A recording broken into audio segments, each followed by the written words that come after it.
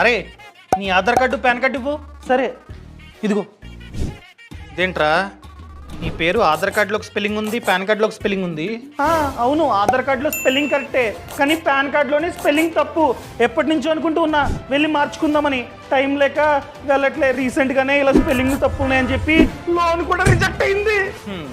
నువ్వు ఎక్కడికి వెళ్ళాల్సిన అవసరం లేకుండానే నీ ఫోన్ ద్వారా 2 minutes లో నీ పాన్ కార్డులో ఉన్నటువంటి పేరు, signature, photo, date of birth అన్ని మార్చుకోవచ్చు. అవునా? ఎలా?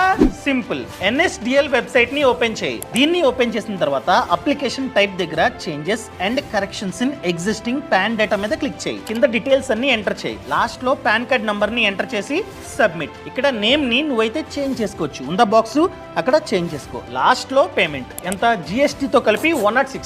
ఎప్పుడైతే 106 కడతావో డన్. సో ఏదైతే పేరుని బాక్స్ లో ఎంటర్ చేసావో ఆ పేరుతో కొత్త పాన్ కార్డ్ మీ ఇంటికి పోస్ట్ లో